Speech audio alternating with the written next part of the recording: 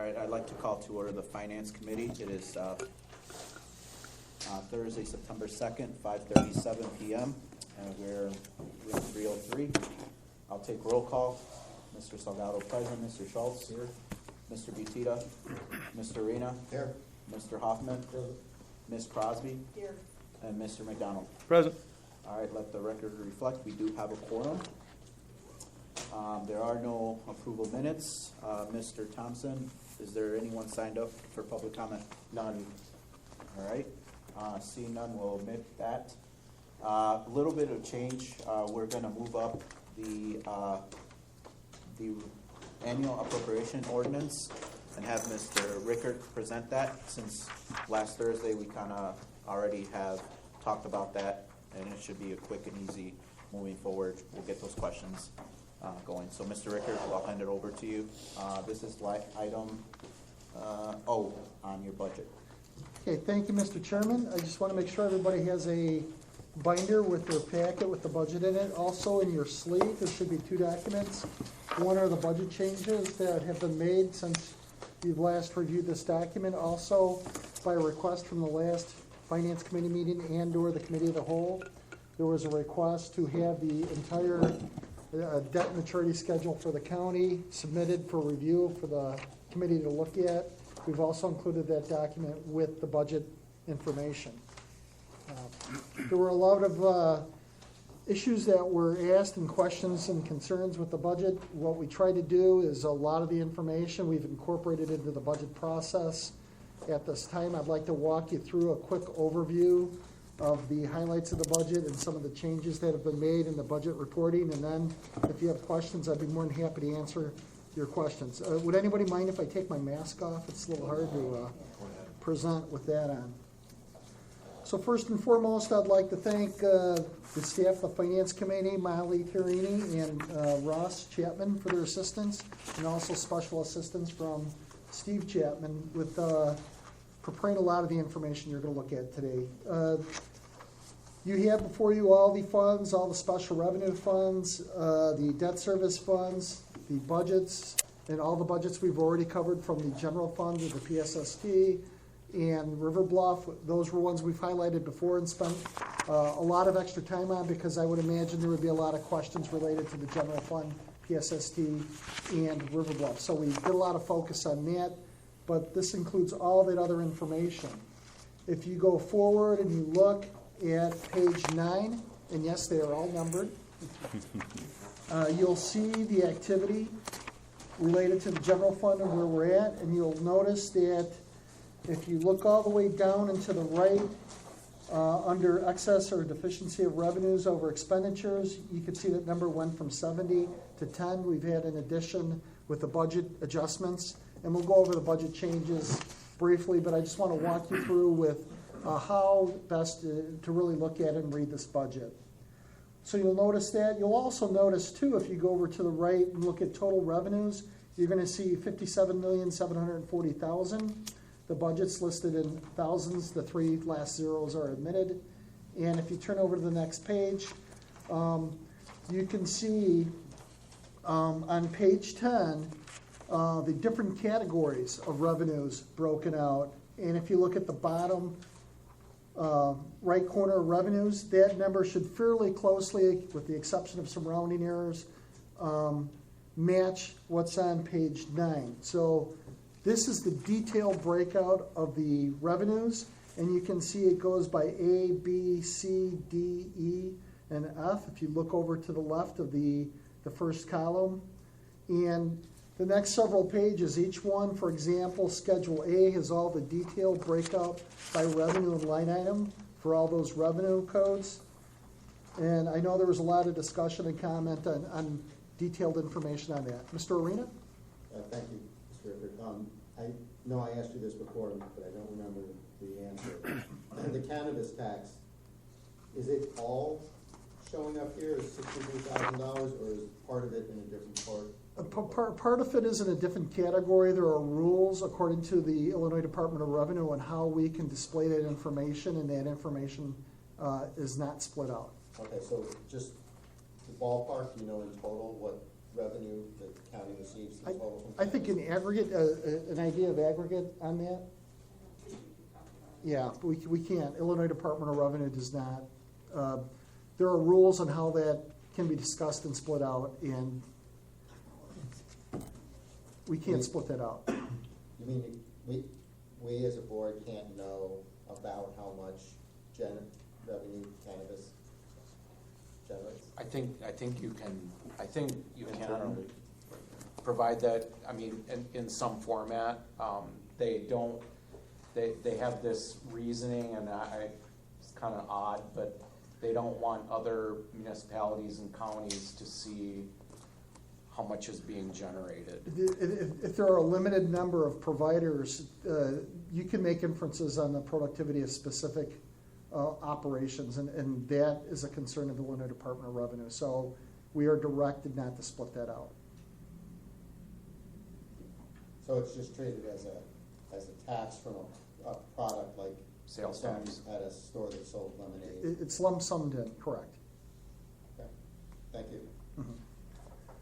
So going back and excellent question, and I know it's of primary interest to the board that we have detailed split out of all our aggregate revenue sources, and you can look through the next 4 or 5 schedules. Schedule A is 2 pages long of just detailed breakout of every revenue line item for the past, going back to 2020 to show you what was earned, how it's increased, how it's decreased, and what we're budgeting for this year.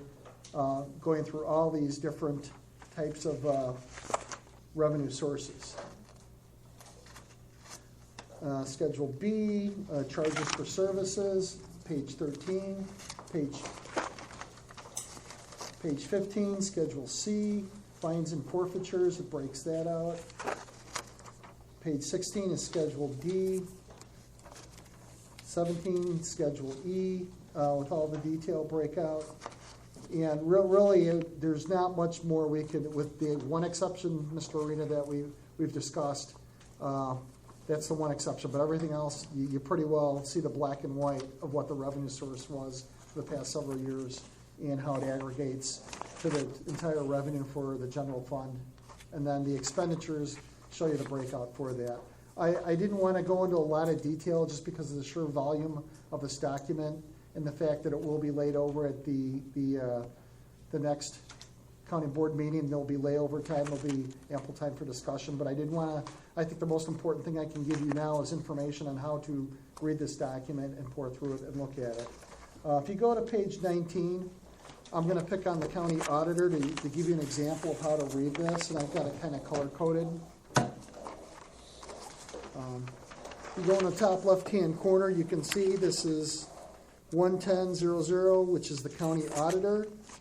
You have a breakout all the way at the bottom that shows you the in essence the amount of the net increase on the budget, which is 0.8%. Over to the side, you can see the percentage for each expenditure line item of what they are and how much they've increased and decreased. I picked on the county auditor because it's a real easy budget to read and understand. You have the percent of change over to the right. You have each of the aggregate columns. You have the original budget, the revised budget, the projection for 2021, and right next to that is our administrative revised, which is where the budget is right now for the auditor. And as you can see, there's a 0.8% increase in the aggregate for the county auditor. I wish all the budgets were this easy and uncomplicated, make my job and your job a lot easier. So that, in a nutshell, in every department, office, elected official, special fund, debt service fund is broken out line by line in the budget. You have the direct munis reports that we use to aggregate this information and read this information on the accounting level. So this budget document is actually fairly detailed. I do want to skip ahead because we're going to go back to public safety sales tax. I know there's usually a lot of comments and questions, so we're going to skip ahead to page 71 and show you where we are with the budget, which is just like the other one. We have a net revenue increase of $1.1 million. And I'll just hold it up so you can see that. This orange section right here, so that will add to our fund balance. And if everything goes according to plan with the budget, we're gonna increase our fund balance from 6.59 to 9.1 in the public safety sales tax percent. And remember, one of our goals is to bring that to 25%. So it's moving in the right direction. Our financial policy and according to good accounting practice, we want to have a 3-month reserve balance for public safety sales tax and the general fund. What's our target amount? 25%. 25%, so we'll be at 9 million? you said? We'll be at 9%. Oh, 9%. Yeah. Correct. So we got a ways to go. Okay. So really, if we had that at about 7.5 million, just ballparking that, we would be at that 25%. So that's the goal we want to set for ourselves. We're moving in that direction. Of course, there are always budgetary challenges, and it's something that I encourage the board over the next couple of weeks to pour through these budgets. This is just the recommended budget where it stands right now. This is not a static document. And as you can see, as we go, we're going to go through some of the budget changes. This is an evolving process, and I imagine all the way through the budgetary process, even up until the day this is finally passed, there may be adjustments and tweaks and other things based on market conditions, based on where we fall with the 2021 budget, where unforeseen issues may come up as far as labor relations, negotiations, other contractual needs. You know, the budget is a guide, but it's a dynamic document, and we're always adjusting it. So, Mr. Rickard, on that note, I know we have a budget amendment tonight for the Sheriff's Department. Is that baked in under your projected for 9/30/2021? Correct. Well, that's accounted for.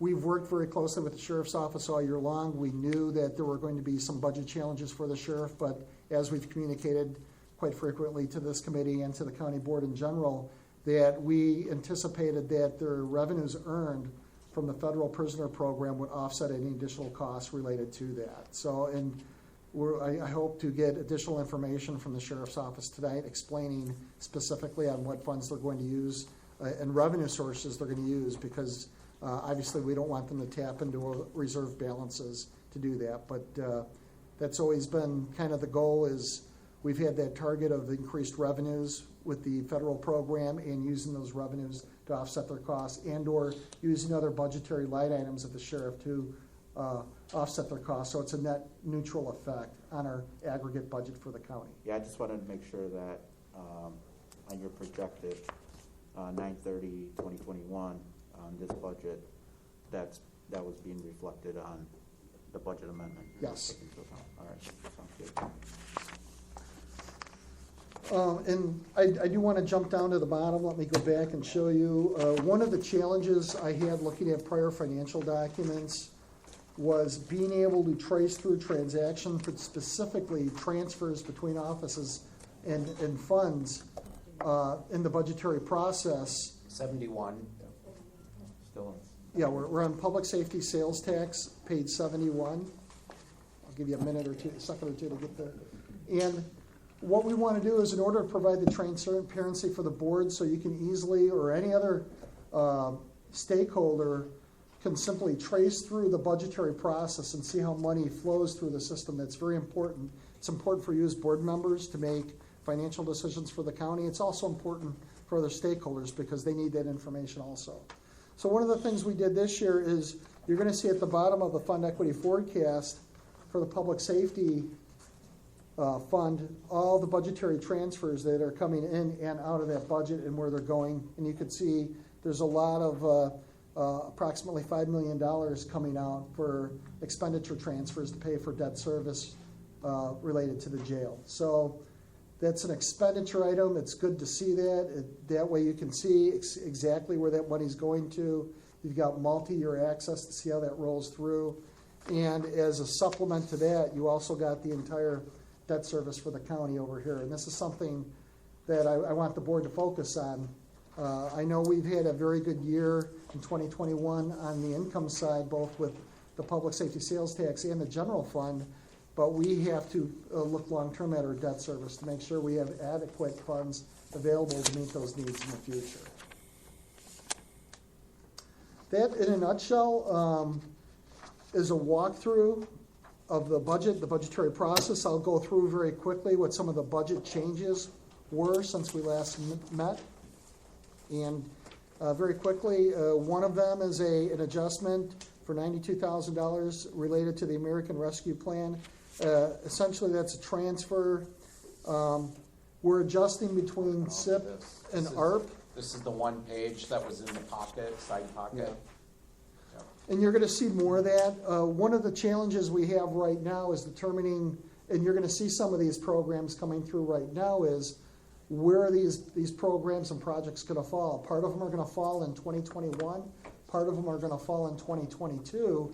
And we have to make appropriate budgetary adjustments with this budget in last year to account for where we're spending those dollars. So you'll notice we're getting close to the year end, and a lot of these projects are going to actually cross over 2021 and or 2022, and you're going to see a lot of budget adjustment entries related to that. Going down, we have some additional capital project adjustments for contingency, and finally, we have an adjustment for a position related for a special projects manager for the development and economic, regional planning and economic development department. So those are the adjustments to date with where we're at with the budget. And like I said, this is a dynamic document, not static. I fully anticipate you're going to go home, you're going to review this document, spend hours looking at it and coming up with great ideas on how we can tweak this to make it a better document. And I hope, my goal is to provide transparency so you guys have the information you need to make good decisions with the information available through Munis and through your financial staff at the county. Paul. Explain the emergency rental assistance program changed the fiscal year 21 revised budget from 2.6 million to 8.3. In the expenditure budget summary, what's the expenditure budget summary? That would be the adjustment for the fact that not all that money's probably going to get spent by September. So that would be a rollover. I assume, am I reading that correctly? So when I did these are the pages that are at the front before the fund equity forecast for the general fund. So we compared the 2022 and the 2021 budget. That was just an error. We put the wrong number in the 2021 budget, and we were just adjusting for the correct number. Oh, right, because we got 8.3 million. Correct. I understand. And I believe our first allotment was the 2.6, and then we got that second allotment. Okay, So that's a budget adjustment to account for that. right, I understand, thank you.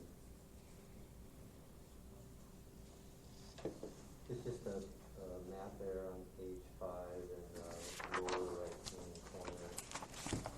The sum of the grant funds for the 2021 revised budget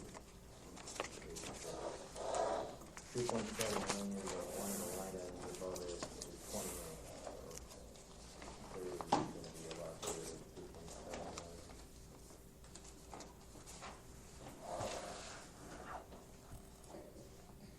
Let's see, we have total. All the way down the bottom. Mm-hmm. Yep. I see the 20 million. 2.7 is the sum of the lines above it, but it can't be because Sure. it includes a $20 million line item.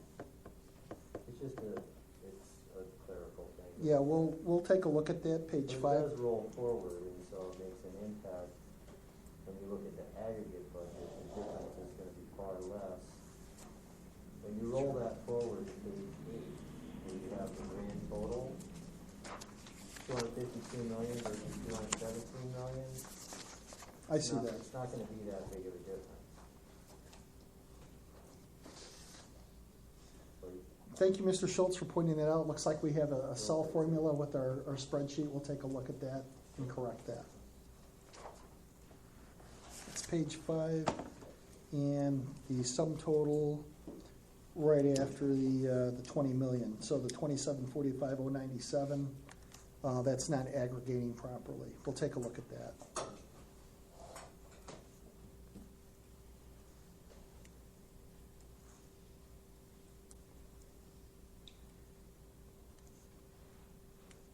anybody has any questions for Mr. Rickard on the budget? I just have one Go ahead, more. Mr. Reno. Well, go with Mr. Butito, and then we'll go back to Mr. Reno. Okay, thank you.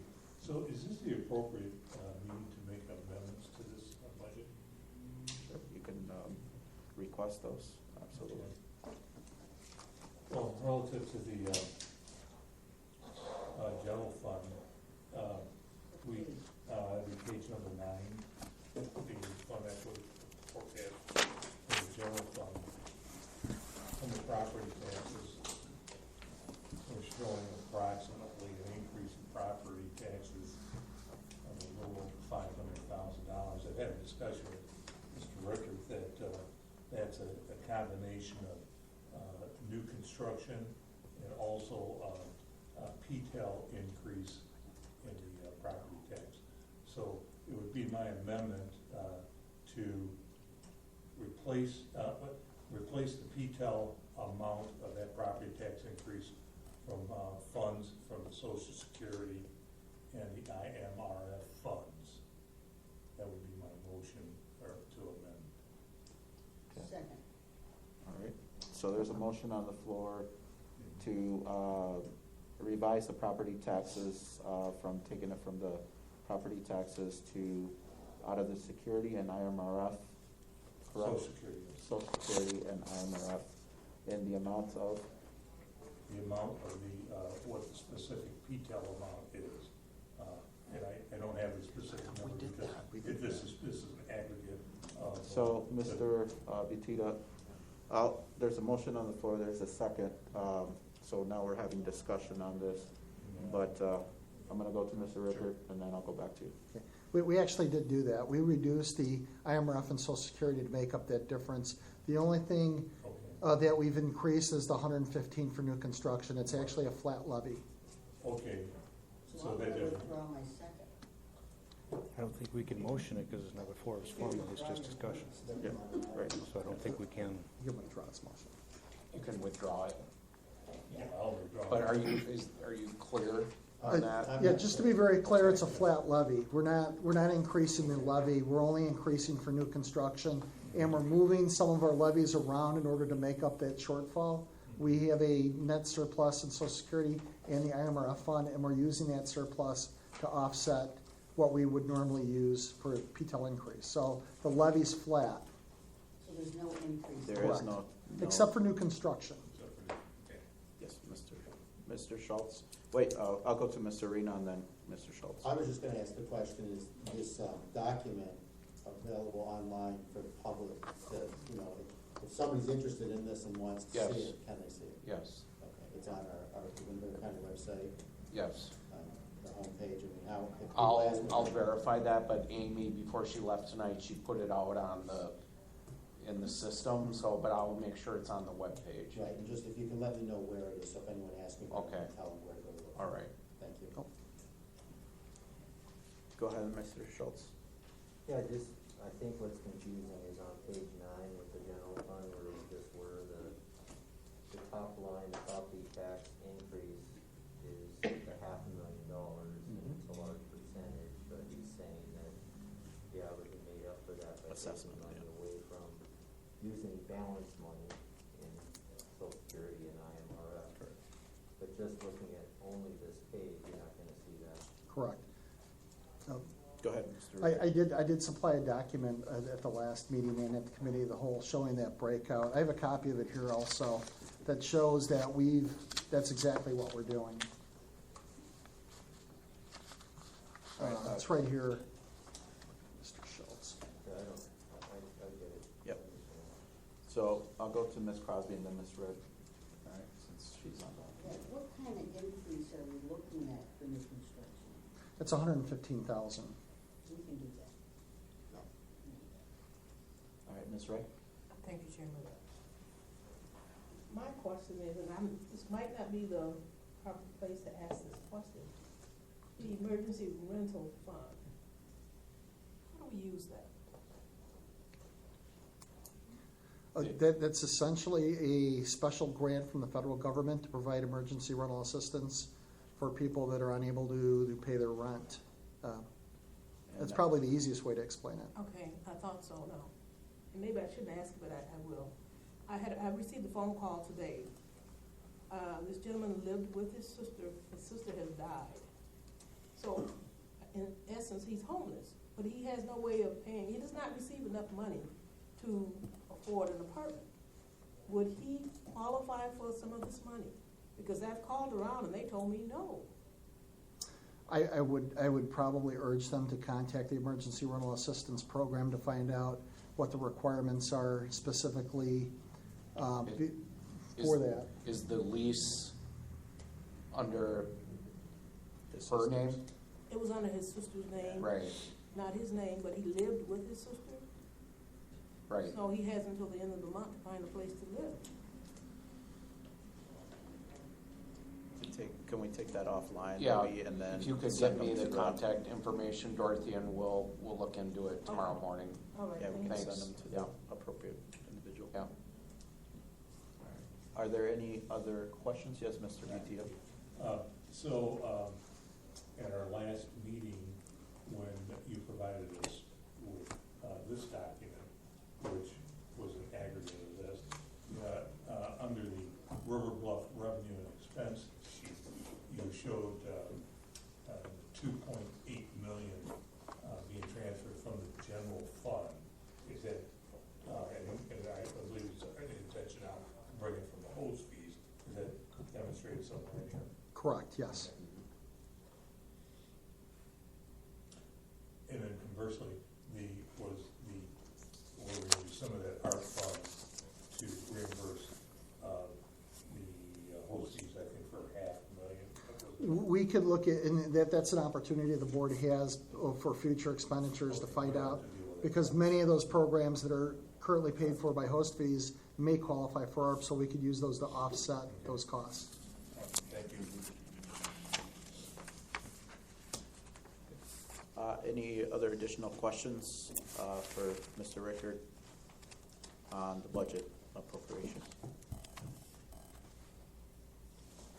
Yes, go ahead, Mr. Schultz.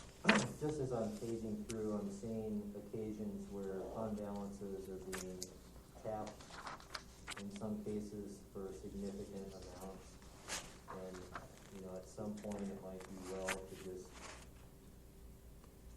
have these pages, Mr. Rickard, and not these pages, where it's a much smaller amount of paper, and then help us understand the rationale in terms of, okay, what's the context? Page 107, 2018, the balance is $464,000, at the end of this next year would be $3,000. So what's the future plan here? And what are the implications of those kinds of scenarios where it's a substantial drawdown? Just a few pages later, I was seeing one where it was like $500 and some thousand tapping of the balance. So, not for tonight, but there are obviously strategic decisions when we spend down balances. The same thing may go for the other direction, where you're saying, hey, in our belief, these were under-billed, and so we're trying to make up some of that.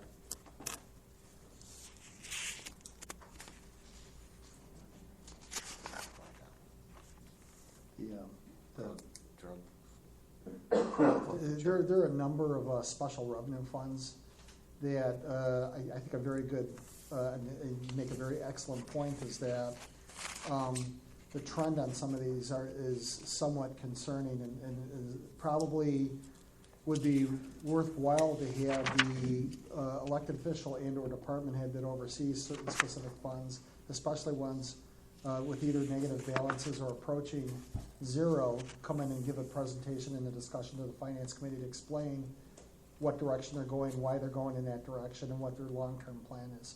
I know this has been a challenge with our budgetary process specifically, and something we wanted to look at and address. For example, the state's attorney has certain funds he inherited from his predecessor that had negative balances.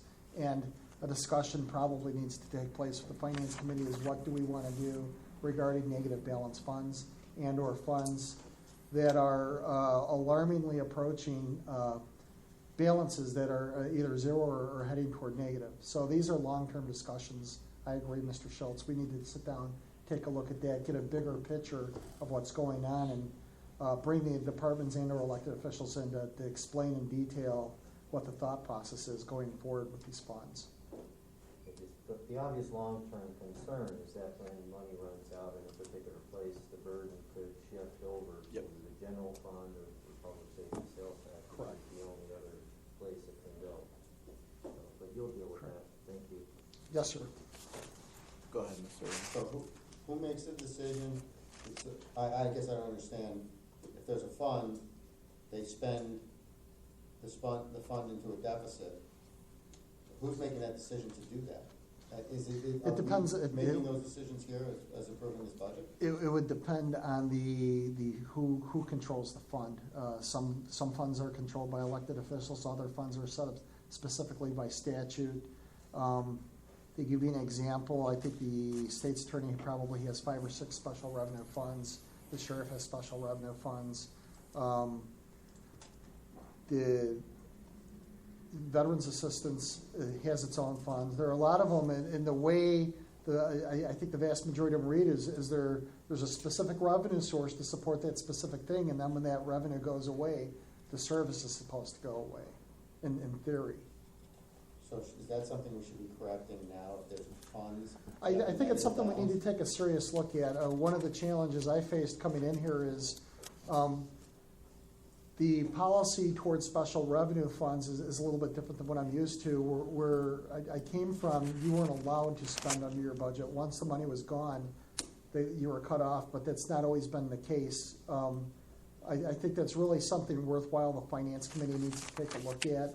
And one of the things we want to address going forward is when we set up a financial policy as far as what your fund balance should be, going under zero should not be an option, at least in my opinion. But that's a discussion for the Finance Committee to make. I agree, but is it something we should be correcting now before the final approval of this budget? I think that's. And I think, if I'm not mistaken, I think we've addressed those, like the transfers out to the River Bluff and some of the certain recommendations that they've made. Not saying that they've drawn down $500,000 and now they're negative $500,000 or whatever the case may be, or to zero. So some of the recommendations have been made, but not entirely looked at every single fund balance to make a determination one way or the other. It's the ones that, are concerning with the River Bluff, the transfer.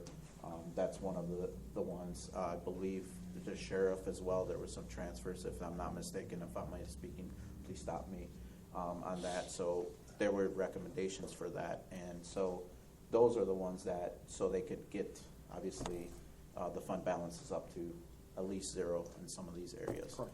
With the public safety tax, which is 1.1 or 1.2 that we're gonna end up, I believe, this year, if I'm not mistaken. But those are the ones, right? What the conversation with Mr. Schultz now, it brings up, okay, in aggregate, we need to look at all the fund balances and kind of start talking to departments, having, okay, what's your plan? You're at negative now, or you're getting close to negative. What is your plan to actually be at zero or above that zero, so it's not in a deficit? So I think that's a broader discussion that we need to look at. But right now, as from my understanding, the recommendations were made by Mr. Rickard and Mr. Thompson on some of those funds, and they were put to us and explained to us why they were transferring $2 million to River Bluff, et cetera, so from the general fund or stuff like that. So maybe a summary, Mr. Rickard, I'll make a note of that. all the funds that are in the general fund that are following the public safety sales tax, what those funds are, and so we can do a comparison maybe from year to year to see what the trend is, and flag those ones that are really 5%, whatever difference, variance, I don't know, whatever the percentages, to kind of look into what is their plan that they're trying to do to make sure that they're not deficit spending, in those funds.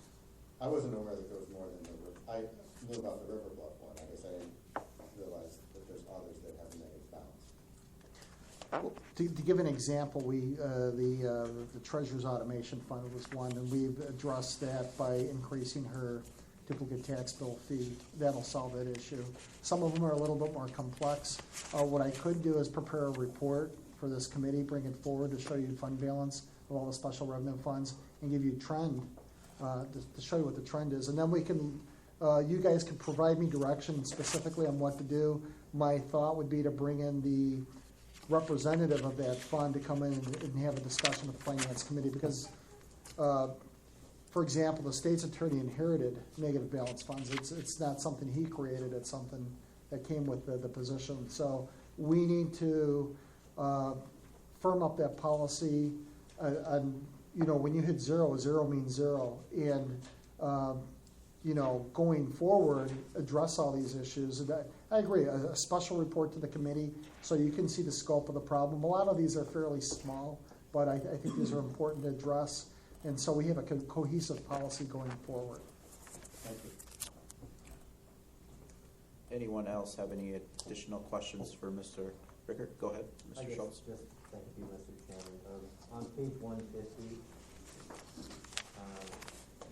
it appears just on the face of it that a roughly $910,000 increase in the commissary fund balance doesn't make a lot of sense to me when we move the $500,000 of expense over to the general or public safety tax fund. And if we're really projecting a $900,000 increase, then $500,000 is easily covered by that. And the more pressure you take off the general fund and the public safety sales tax, the better. That doesn't seem like a wise move.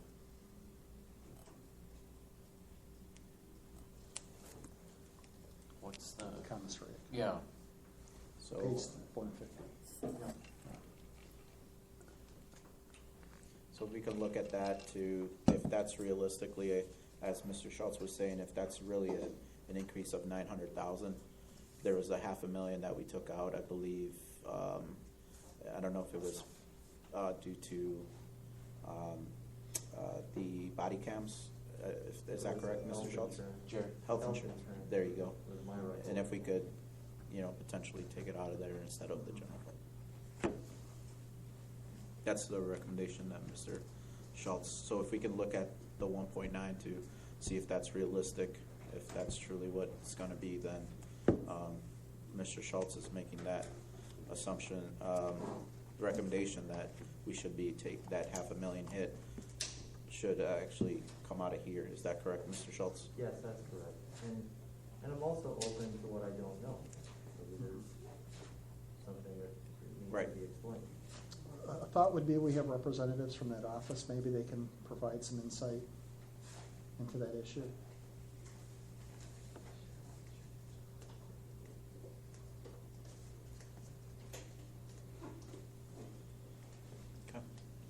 Okay. Any other questions for Mr. Rickert and the budget?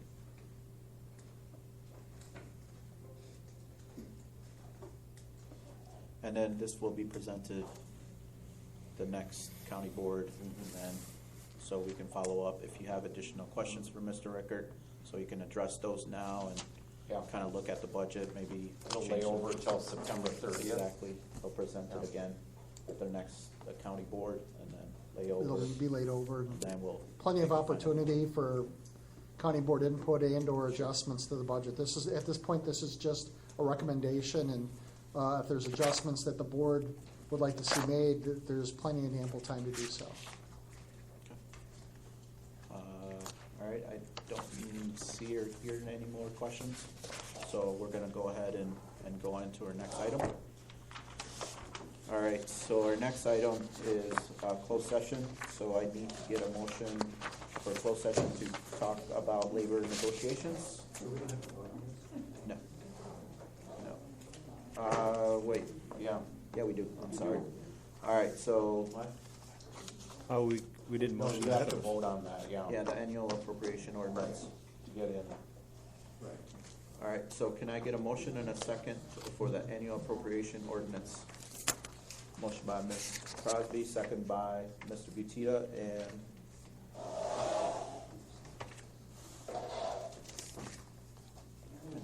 Arena. We've had discussion. Any more additional discussion on it? All right, seeing none. All in favor of approving the ordinance, signify by saying aye. Aye. Opposed? No. And no by, there was one no, Mr. Schultz. Thank you, the motion carries. Our next item, once again, is closed session. Can I get a motion to go into closed session for labor negotiations? All right, second by, first by Mr. Arena, second by Mr. Hoffman, Ms. Crosby, and I'm gonna read the language here. So the public body may hold closed meetings to consider the following subjects: the appointment, employment, compensation, discipline, performance, or dismissal of specific employees of the public body or legal counsel for public body, including hearing testimony on a complaint lodged against an employee of a public body or against legal counsel for the public body to be determined its validity. Litigation, when an action against affecting or on behalf of a particular public body has been filed and is pending before a court administrative tribunal, or when a public body finds that an action is probable or imminent, in which the case the basis for this finding shall be recorded and entered to the minutes of a closed meeting. So we are now going into closed meeting. I need a vote, so I'm gonna call it out. All in favor of going in, I'm a yes. Mr. Schultz? Yes. Mr. Betita? Yes. Mr. Arena? Yes. Mr. Hoffman? Yes. Ms. Crosby? Yes. And Mr. McDonald? Yes. All right, we are now going into closed session. If you could stop that. I gotta change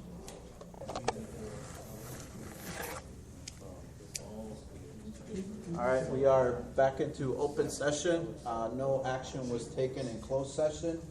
So we'll move on to our next item, which is ordinance to opt out of preferential assessment of affordable rental housing construction and rehabilitation pursuant to property tax code 35 ILCS 200-15-178. Can I get a motion and a second, please? Motion by Mr. Arena, second by Mr. Schultz. Discussion. Which is, I'm sorry, It's the sir. affordable rental housing. Yes, construction. Tom Hodges is here. Come on up, Tom. Yeah. Yeah, you can stay on. Won't take long. Go ahead. Oh, okay. So, very briefly, on July 29th, Governor Pritzker signed into law House Bill 2621. This bill does a number of things. The majority of them are directed at the Illinois Housing Development Authority and do not require any county action.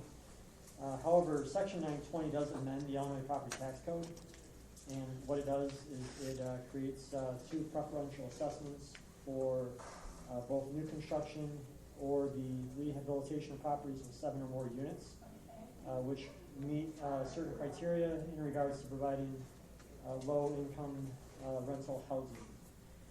Essentially, this bill was written and designed almost exclusively for Cook County. The language in the bill is primarily directed at Cook County. However, the Illinois State Legislature decided to have all other counties included and give them the option to opt out. By opting out, if they so choose, they are able to opt back in at a later date.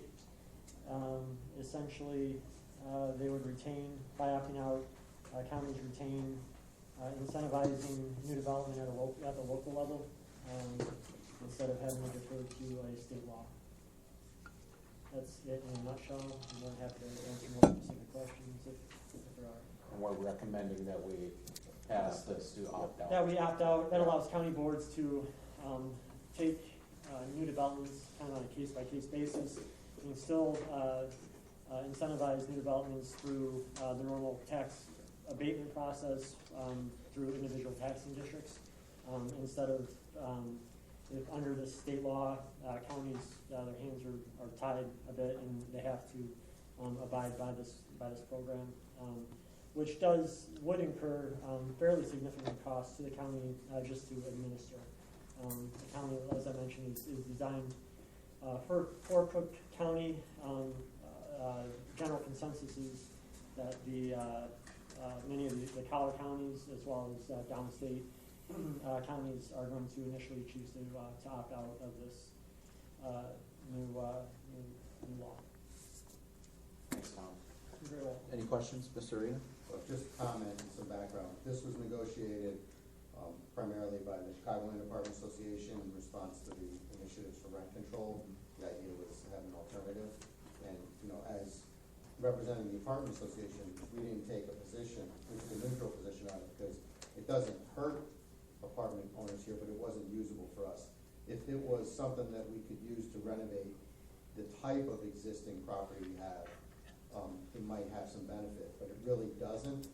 So all it would do here is promote, big developers to come in and build, big, like project type buildings, which, we don't necessarily want to not have control over. So as Mr. Hodges said, we could still give incentives, but on a case-by-case basis.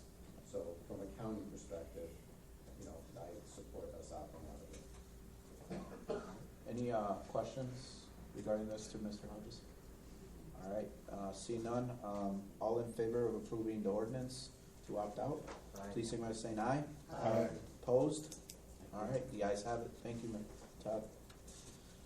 Next item is a resolution awarding a point-click care technology agreement for River Bluff. Can I get a motion and a second, please? Motion by Mr. Hoffman, second by Mr. Arena, and second by Mr. Butita as well. Discussion, Mr. Thompson. Yeah, just a couple intro comments. Actually, the next three items, G, H, and I, you'll take these up individually, separately, but all three are ARP projects. These are projects that were in the ARP budget that the county board approved, but they need to come back in front of the committee and county board for final approval because of the expenditure limits and the dollar amounts. So the first project using ARP dollars is technology for River Bluff. It's called Point Click Care. This is, the county has been looking at this technology for the past 5 years, but we put it off because of the lack of the ability to fund it. This is really important for River Bluff in terms of our electronic medical record keeping. It will help reduce liability at the nursing home. It will help business operations. Ultimately, it should lend itself to additional revenue generating capabilities at River Bluff. Very important project, very important technology. Is something that we didn't just dream up. Like I said, the county's been looking at this for several years now, and we're finally able to bring it forward. Gus Gentner from the IT department, our CIO, is the project lead on this. I don't know if Gus has any, he can probably answer technical questions if you have it. I think Pat McDermott was here. She's still here. The nursing home administrator will be working really closely with IT in developing this project. It's exciting, and it's going to be really great for River Bluff. I don't know if the committee has individual questions on this, but we can answer them. So, the amount, it says appropriation amount 297, is that more or less than what was budgeted when we did the ARP budget? I believe. Exact amount. Yeah. Exact amount, okay. And then, so this gets the ball rolling then. How will it be funded moving forward, right? So every month, it's $10,000, $10,300, right? Yep. So this is funding the first year of it, right? To implement it and the first year of use. Gus, you want- Correct. Yeah. And then, so next year, when we don't have ours anymore, how are we funding it? We don't know. This is to get the system up and running, Gus, and there will be ongoing costs. It depends on how long we keep the position in place that's going to be working on this. Go ahead. Let me, Pat hit it, enhanced revenue, reduced liability, and compliance with IDPH. We're currently not in compliance. For those of you familiar with Medicaid, it's very granular what you can bill for, and that's how we get to, and Medicare as well, and that's how we get to enhanced revenue. So in years 2, 3, and 4, yes, we have to figure that out. The position that we're putting in play as a healthcare information technology administrator, my bet is that we will find that extremely valuable and need it year over year over year. So how do we fund it in years 2 and 3? Don't have the exact answer today, but the enhancement in revenue should help. But at any time, you can opt out with 30 days. That's all through the whole contract? For the software? Yeah. No, I mean, well, once we're in, we're in. And Point Click Care helps us manage the nursing home from admission to disposition, as I call it. And all those things in between, Paul, and those things mean care plans, those things mean med distribution, those things mean interacting with prescription providers, those things mean ensuring the residents get exercise, those things mean all kinds of stuff. So it brings everything we're doing from paper into an electronic format. So you opt out of Point Click Care, you got to opt into something else because we have to stay in compliance with the state of Illinois, electronic medical records. Thank you for Does your that help? Yes, it does. Thank you very much. Questions? One other point I meant to mention, all 3 of these projects and all the ARC projects that will be coming in front of you, they get a thorough vetting from Baker Tilly, which is our auditor. We've engaged with them to look at these projects to make sure that they are compliant with the Department of Treasury guidelines. And so when it comes in front of you, you can rest assured that this project is ARP eligible and we won't be facing problems down the road years from now. Any more questions regarding Point? All right, seeing none, let's take a vote on this. All in favor of the resolution awarding Point Click Care Technology Agreement, please signify by saying aye. Aye. Opposed? The ayes have it. Thank you very much. Our next item is letter H, which is resolution awarding circuit clerk COVID-19 film conversion project. Can I get a motion and a second, please? Motion by Ms. Crosby, second by Mr. Arena and Mr. Schultz. Discussion. Yeah. Thank you, Mr. Chairman. This is a project that comes to you from the circuit clerk. The appropriation amount is $680,000.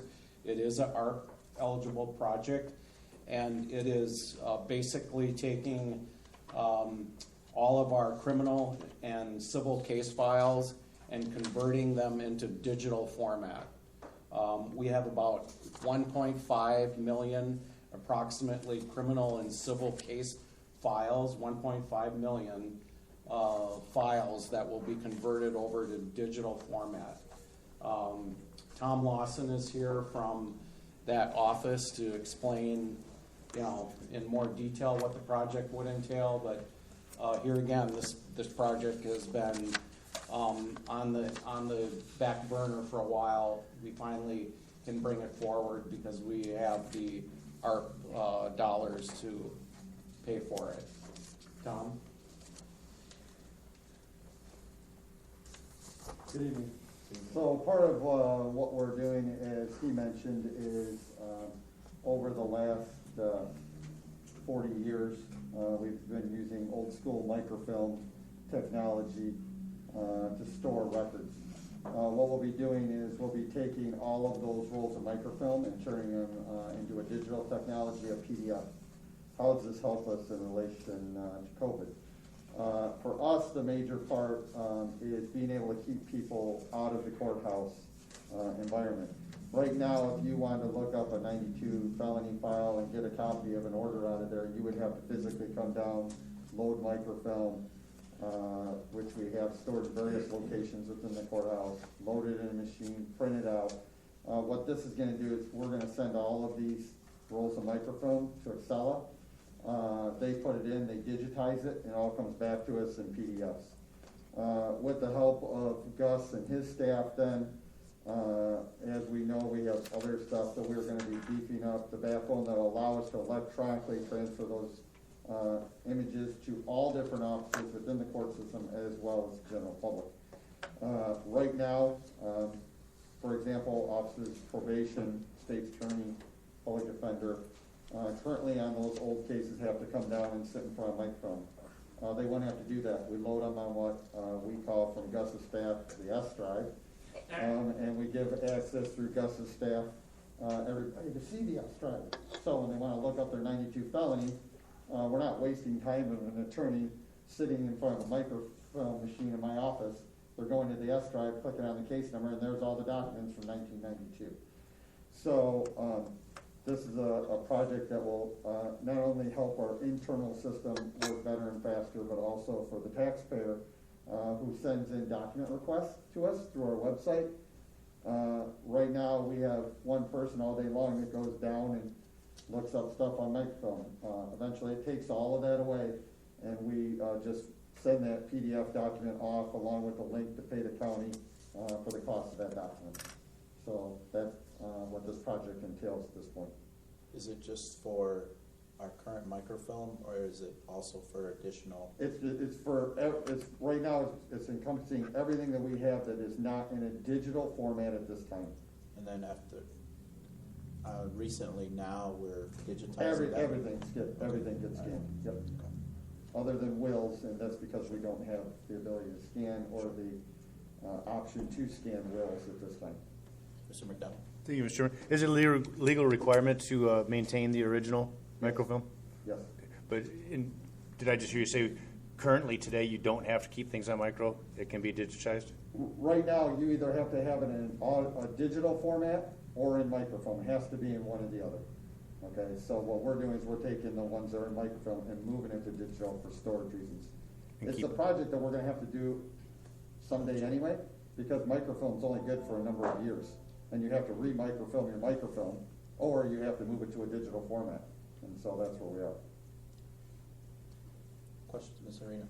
Thank you, Mr. Chairman. Is the cost of storing this data included in this appropriation here? No, the cost of storing the data is not in here. What we'll be doing, we'll be working with Gus and his staff. We'll be using document storage funds to help pay for the storage and the upgrade that we may need to use with Gus and his staff in order for us to properly store this. I mean, clearly we need a lot more terabytes. So it's budgeted in our budget to finalize this? I will have the hardware component that I need, I will have in my document storage budget right now for this coming year. Okay.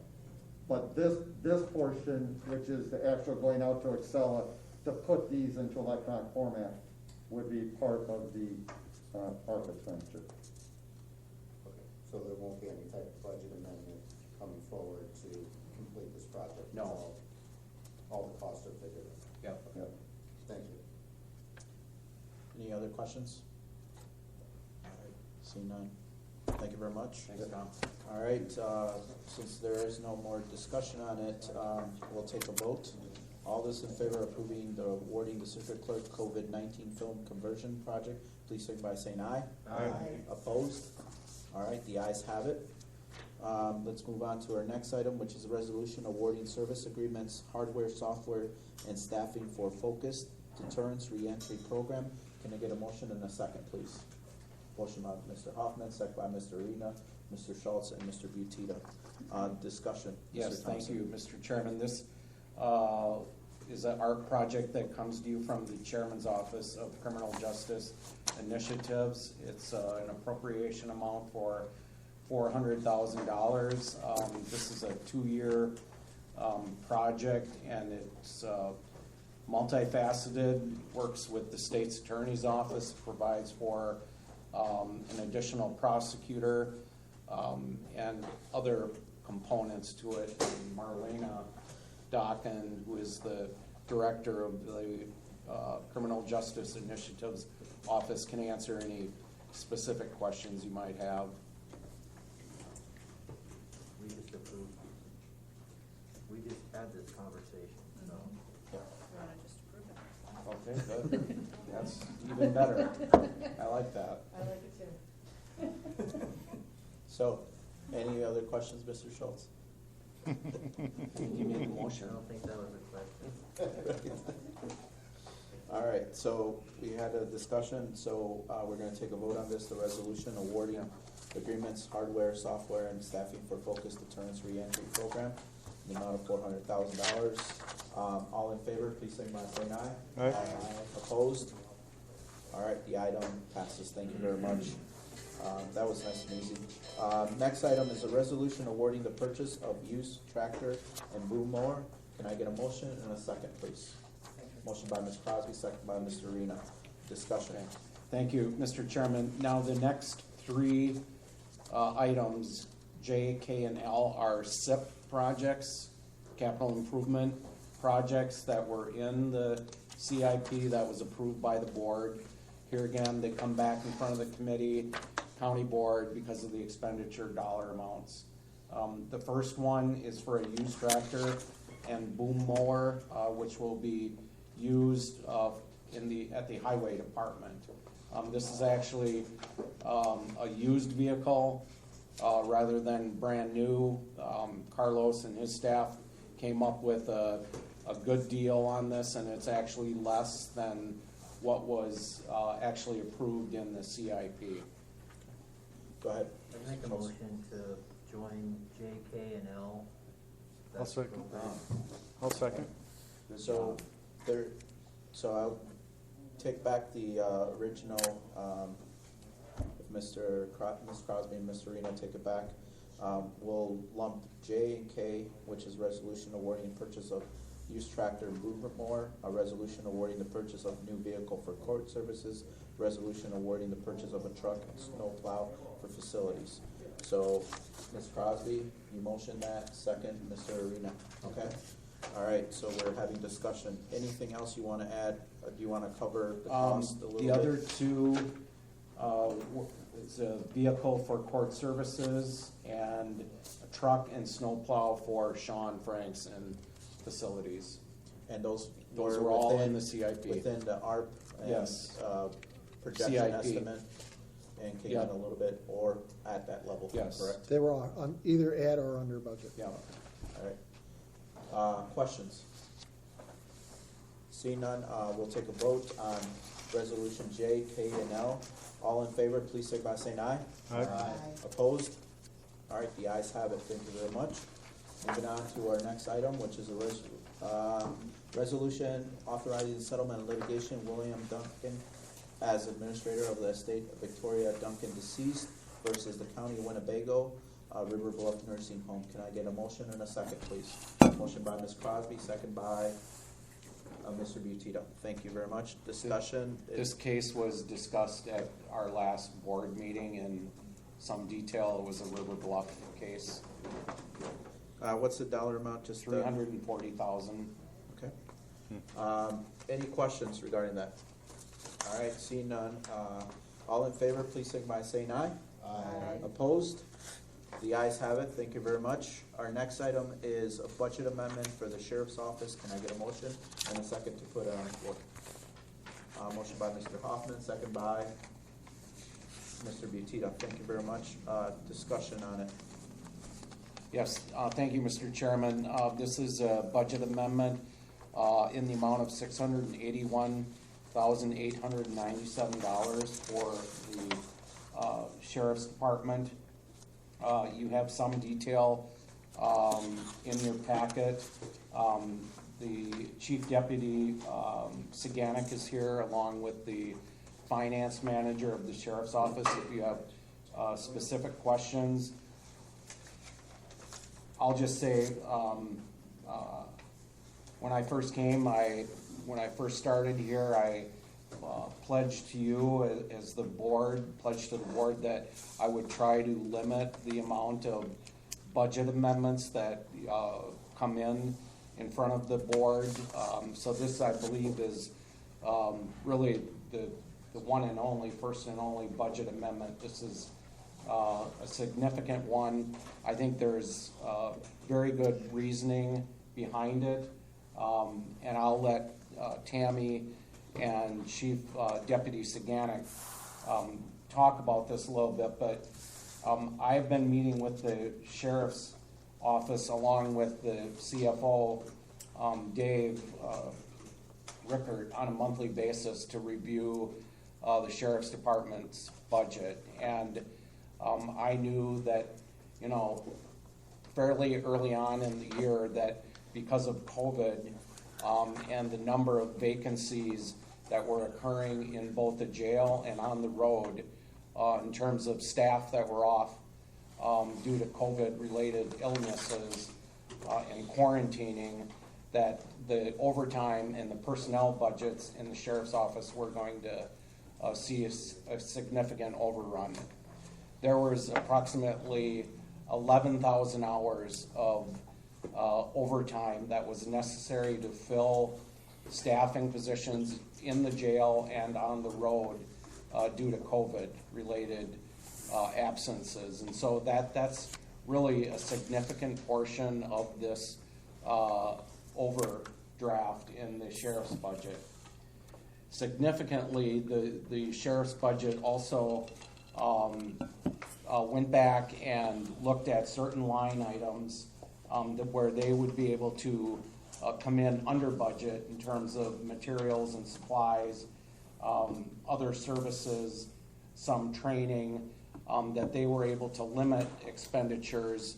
And then also with the addition of the federal inmate revenue, between additional revenues derived in the sheriff's office and a reduction in expenditures in certain line items, this is it does not require a transfer from the general fund or the PSST fund to cover this overage. So in other words, with the additional revenues and the reduction in certain expenditure line items, the budget the budget overage is neutral.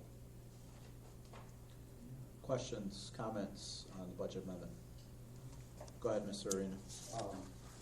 Yeah, I had some conversation with, Thank you, Tim. We have a Oh. handout, some information, Okay, kind of sorry. simplifying, Summary. explaining, I'll be happy to go over.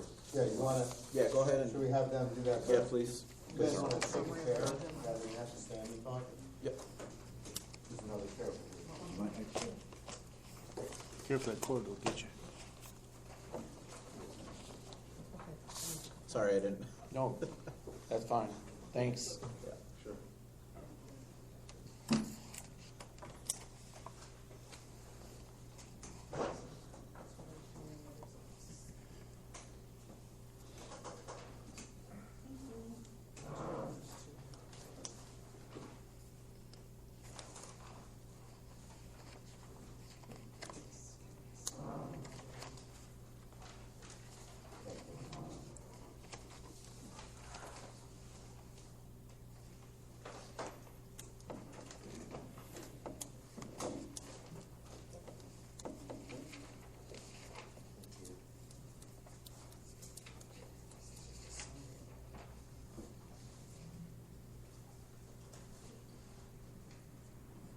Thank you, Mr. Arena, and Mr. Thompson, thank you.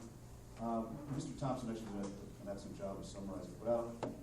We prepared some sheets just to kind of break it down a little bit more for the committee to understand where we're at. I'm gonna go over this first sheet, just the first sheet with some numbers on it, personnel, at the top of the page.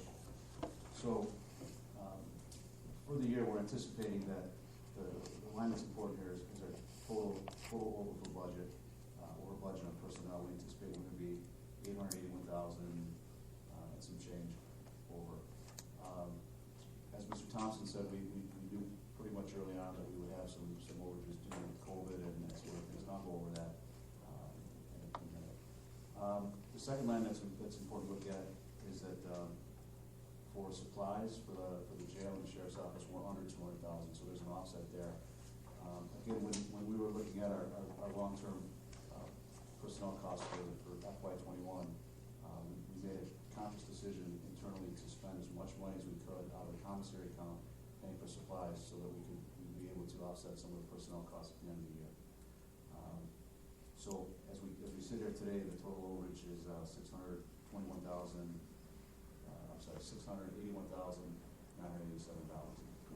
And again, we would like to offset that with revenue from the federal inmate program, and I'll also explain where this narcotics and sheriff's service revenue comes from. If you go to page 2 here, this kind of explains some of the budget overages. First one is the board approved a holiday, November 3rd, election holiday was unbudgeted and planned for.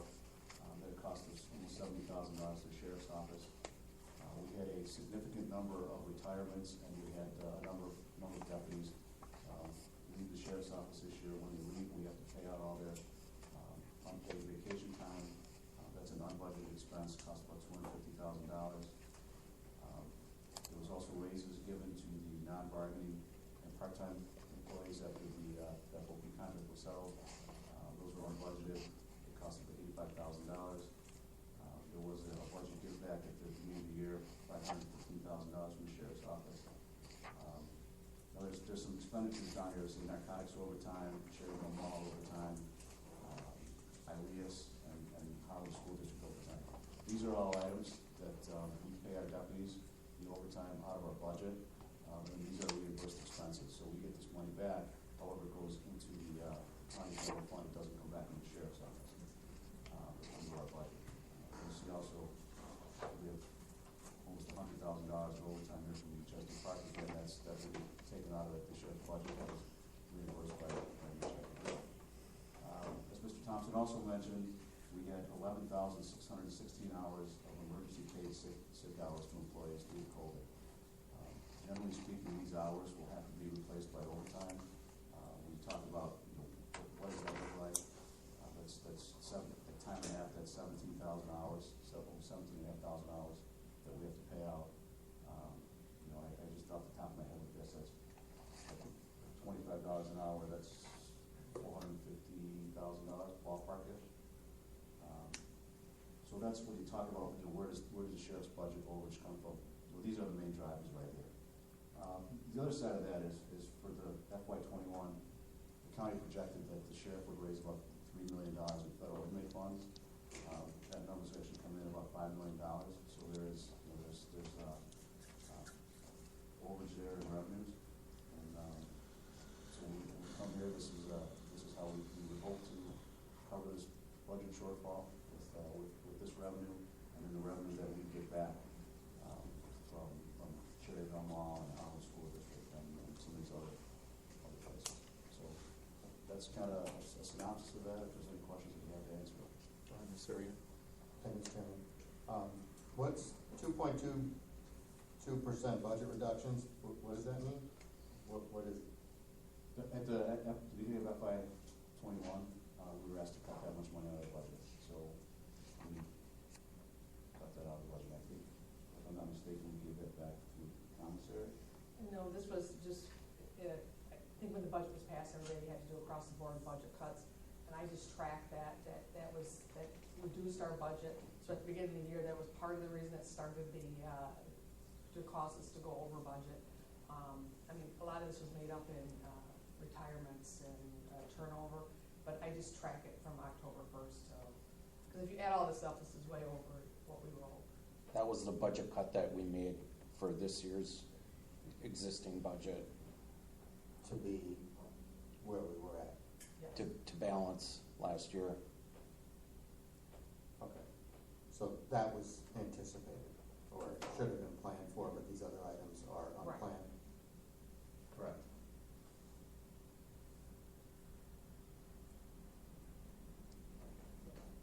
Okay. So we're gonna get all of these overtimes, well, narcotics overtime, that we don't get reimbursed, but that's us, right? Well, we do things with the federal government, and some of these operations with the federal government, they will pay the overtime for. So we do get reimbursed. What's on the sheet is money we've actually been reimbursed for. So like Cherry Valley here, we're at $45,000. Well, we have 2 outstanding bills with them. We didn't add that, but there's more revenue coming from Cherry Valley. That's correct. $20,000. Yeah, so this money that we've actually received has Right. already been deposited. But we paid it to the deputies and salary, right, so there's another $20,000 that we paid, but we haven't gotten the revenue back for it, but we will. As, in our normal procedures, year in, year out, are we doing a budget amendment at some point to, you know, even up those types of transactions? Because, so like, we have this history of them struggling with their budget, but it sounds like this is something that's always gonna be there. There's always gonna be these costs that are reimbursed. We're not, I haven't heard of this before, we're not really addressing it. I mean, shouldn't we? Aren't these COVID related? Well, no, these are just normal. These are revenue items, is that what you're referring to? Well, The- they're saying they spend out, you know, They get reimbursed. $99,000 from the Chesney Park overtime, right, which eats into their budget. We get the money back, but it goes into our general fund, it doesn't go back to them through, you know. Right, it goes into the general fund. Right, so every year, they're gonna have these types of expenses. Shouldn't there be an accounting at the end of the year to adjust their budget accordingly because of those? That'd really be a decision of the county board on how they wanna handle that, I mean, that's kind of what this is. yeah. That's, Right. this amendment is kind of that year-end budget adjustment. Oh, it's never been, like, presented to me in that light before. I mean, Oh. not that this accounts for the entire amount, but it's still a couple $100,000, well, or 150, something like that. Well, almost 200. But, you know, I can understand that is clearly justified, and I understand the COVID-related stuff is justified. Now, we had talked earlier that can't be done through ARP funds, or it shouldn't be done through ARP funds. I'll let Dave speak to that, but I caution the board for using ARP dollars to supplement operating budgets and try to keep ARP separate and use ARP dollars towards capital, but there's kind of a gray area there as well. But The focus for ARP is we will be, because it's I'd like to say one-time shot, but it's really not. We get 2 installments of ARP and then it goes away. I hate to use that money for operational costs because operational costs go on forever. And, which is why we tried to focus heavily on capital costs related to the sheriff's office and other offices and for the county to address capital needs. One, because there are a lot of capital needs that haven't been addressed for a very long time. And 2, it's a better fit for ARP. But that doesn't prevent the board from using some or a portion of those ARP funds, as long as it's compliant with ARP, for various needs related to that, but there are risks with doing that also. Okay, thank you for the explanation. Ms. Crosby, and then I'll go to Mr. Schultz. Okay. We're gonna a simple financial pro forma at where I live. So let me get this straight. Overtime, we pay, and the money circles back to the general fund. What is the rationale behind that? Where I come from, money out, and the reimbursement comes back to the same fund. So why do we do it this way? That's a very good question. I'd have to really dig into why. One of the things we wanted to do this year to really kind of untangle a lot of that is we parked the sheriff's budget into the general fund and the jail and the PSST, so it's not straddling 2 funds. What we want to do is work toward more clarity, and that's something we could look at in our meetings with the sheriff's office, is identify revenue sources that are generated by the sheriff's office and match them with their budget. And I think that's a worthwhile endeavor to sit down and work with them in doing so. I know you cannot scramble everything in one year, but to me. And this is different every year.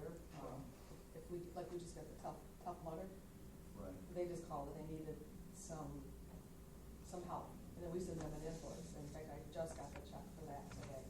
So, All right. I'll make a note of that. We'll look into what various revenue sources. I'll work with Tammy and see if we can identify those sources so we can match up revenue with departments. That makes a lot of sense. All right, Mr. Schultz. Yeah, thank you. Just a few things. Some of those expenses, maybe all of them, were spent out of the general fund anyways. Yeah. Because the sheriff's budget, as we call it, is in the general fund and the public Correct. safety sales tax. So it's not like we're stealing money. I'm not suggesting that we're way. still. But the vacation payout is gonna be an annual event, so have we budgeted that for the new year? Because that's an annual event. We have not budgeted that, Mr. Schultz, because we don't know who's leaving from year to year. I Yeah. suppose there could be some budgeted amount, but it's very difficult to varies. predict. I mean, this is, without getting too deep into it, there's a lot of changes in law enforcement over the last 18 months, and so a lot of people decided to leave if they didn't want to do it anymore. And I think that's a driver for why we had so many retirements this year, and we had people leave. We just, Guess the way people leave 10 years. thought would be is if there's an average, I know you can't predict exactly who's gonna retire, but if you looked back over a 5-year period and you saw that it was between $200,000 and $300,000 on average, then that's something that could be budgeted. Otherwise, it's just gonna be a budget amendment that is a known issue. I mean, this is unusual. This is unusually high. Pretty high. We had a lot of senior people, and what happens when they're close to retirement, they will they'll go to the max for their vacation, and then they have comp time, and they can have, in the long run, it's like I got it. 96 hours, so that's over 500 hours they can have on the books. That's helpful, thank you. This is true of all, I mean, every single county department has a vacation payout component. This is much larger because they're a lot bigger, but you're right. I mean, the county could centrally budget a certain amount for vacation payouts and just pay it out of that fund, because, I Especially mean, if we know that it's a problem for us in terms of potential budget amendment, but you guys can consider Yeah, that yeah. offline.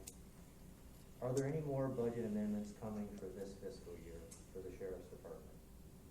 I don't believe so. This is, we're in the second to the last pay period ends on Sunday.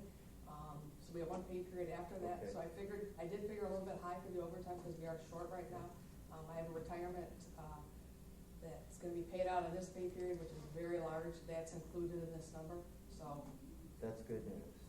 And then, just for what it's worth, my personal view is that when we look at the paragraph of approximate emergency paid sick hours, while I'm sympathetic to what you're saying as far as the, specialization of the art money, if we were to do a comparison of emergency paid sick hours for prior years, then I would, As I understand, Mr. Schultz, this is specifically for the FMLA, the emergency FMLA that was passed by Congress this year. We tracked that independent of our other sick time because we wanted to potentially be able to get reimbursement if that money was available. So what that was, it went into effect April 1st of 2020, and employees, if they had to quarantine, if they had COVID, it was an exposure, they got up to 80 hours of paid time off. okay, and so the 100% of these hours you would have had new, is what I hear you saying. You wouldn't have a number for last year for FMLA.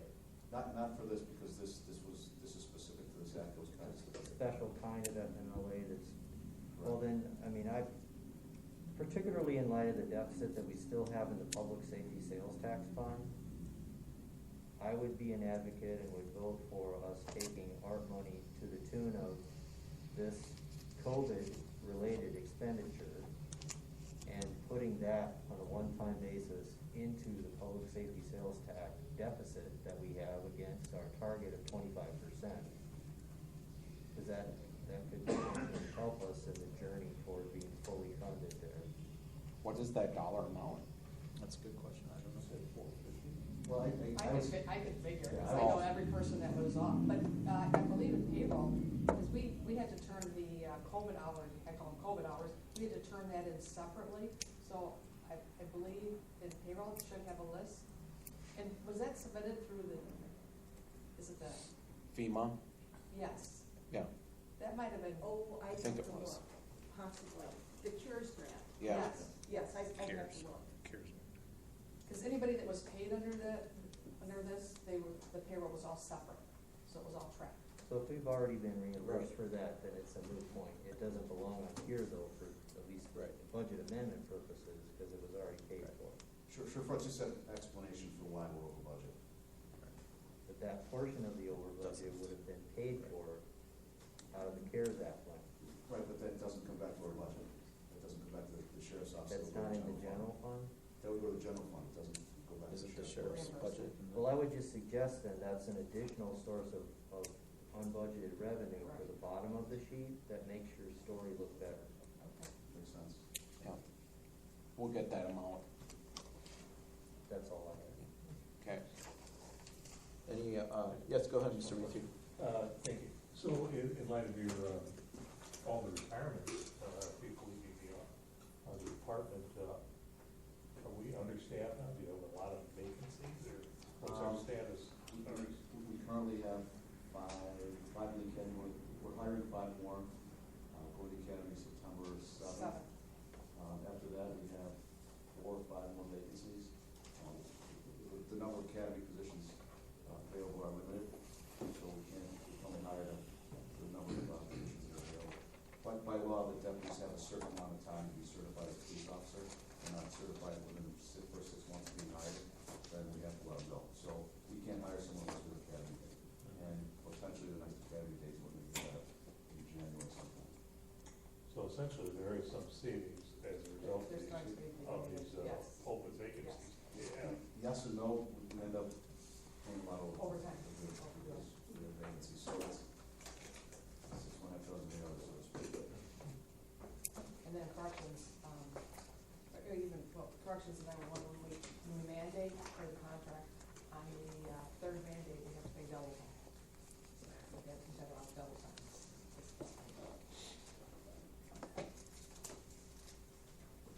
Any other questions, comments for Mr. Rick? For the sheriff's office? All right, seeing none, we'll go ahead and take a vote. The budget amendment for the sheriff's office. So all in favor, please signify by saying aye. Aye. Opposed? The ayes have it. Thank you very much. Our next item is, we did the appropriation ordinance already. Yep. An ordinance establishing civil fees, criminal traffic assessments to be charged by the circuit clerk. Can I get a motion and a second, please? Mr. Schultz and Mr. Tita seconds. Thank you very much. Yeah, Mr. the Thompson. circuit clerk did a thorough review of all existing fees and made certain adjustments to certain fees, and it's included in the ordinance in front of you, and I don't know if Tom is still here. He is. Well, yeah, yeah. There's really only 2 changes that took place. There was a lawsuit that came out of Will County that went to the 3rd Appellate District that deemed 2 what was considered to be foreclosure tier fees that were assessed on foreclosure cases to be unconstitutional. That was due to the fact that those fees were going to the state of Illinois, and the way those fees were being spent by the state of Illinois made the collection of the fee unconstitutional. This ordinance only removes those tier fees from the filing of foreclosures. That is the only change that was made within this ordinance at this time. It's just removing those 2 items that were deemed by appellate court to be unconstitutional. Any questions? Any questions? All right, thank you, Tom. Thanks, Tom. All right, so, discussion, questions, any more further discussion? All right, seeing none, all in favor of approving the ordinance establishing civil fees, criminal traffic assessments to be charged by the circuit clerk, please signify by saying aye. Aye. Opposed? The ayes have it, thank you very much. Item P, the resolution approving, for the opioid, we're not taking a vote on today. Right. As recommended by our state's attorney, for that. So it looks like, are there any other matters? Yes, Mr. Schultz? Yeah, I was paging through as we went, so on page 190 of the budget book,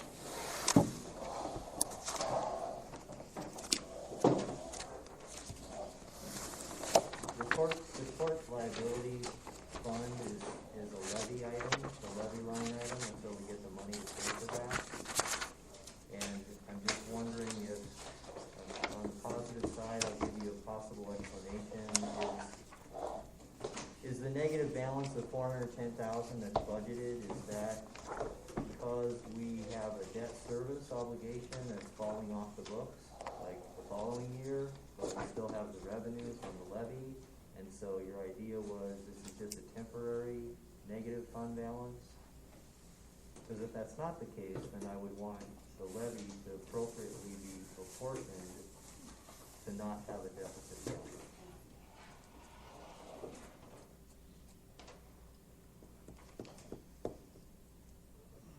My understanding of that is it's probably one of the problem ones we're gonna have to take a look at with the special revenue ones.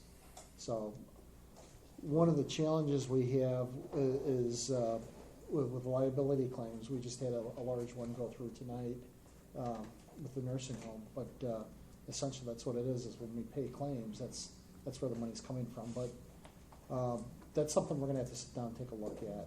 I don't have a good answer for the board tonight, but I'll have to come back and give you some detail of what's going on there, what the expenditures are, and with specific recommendations. Well, I guess I would at least ask that you look at that bottom 2017C debt service line item, Sure. the very bottom. Yeah. Mhm.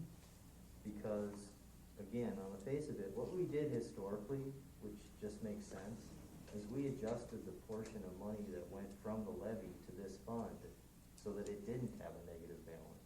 But that's where we solved the problem. We didn't let it get negative and come back later and have a solution. But if this bond is gonna be paid off really soon, and you keep that levy line at the 3.3 million, then yeah, you have the potential of replenishing that, at $973,000, a year.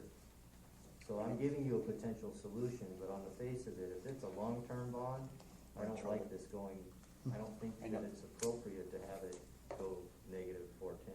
Absolutely. I know there's a big bond, highway department related that comes off the books next year. I don't know if it's You related can't to take that. highway can't. money Well, for a tort. This is a tort tort, yeah, bond. Correct. We issued this bond because we had Oh. a huge case okay. a number of years ago. It was so huge that we bonded it. Oh, Yeah, it looks like 2017C is the debt service. That's all I had, Mr. Chairman. Go ahead. I agree, and that and there are probably a few other funds we're gonna probably wanna look at and put a little bit more time and effort into. I'll make a note of that specifically, because that's a large amount. We'll sit down, take a look at that, report back to the finance committee, give you some detail of what's going on there, and look for specific recommendations going forward that have to do with tort liability. So, Mr. Schultz, just to be clear, your ask is, it's 410, we replenish it, so it's 0 at this point. Yeah, we don't have, you That's made an Mr. articulate Rickert. case for why we don't wanna have these funds go negative. Right.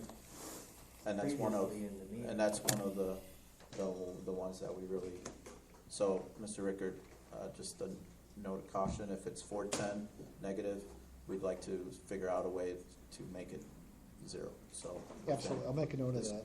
This current budget cycle coming up.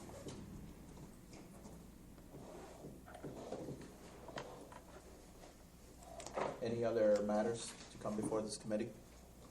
All right, seeing none, can I get a motion to adjourn? Motion by Mr. Arena, by everybody, and second by everybody. All in favor, please signify by saying aye. Aye. Opposed? Thank you, Dave. All right, thank you very much, everybody, for being patient.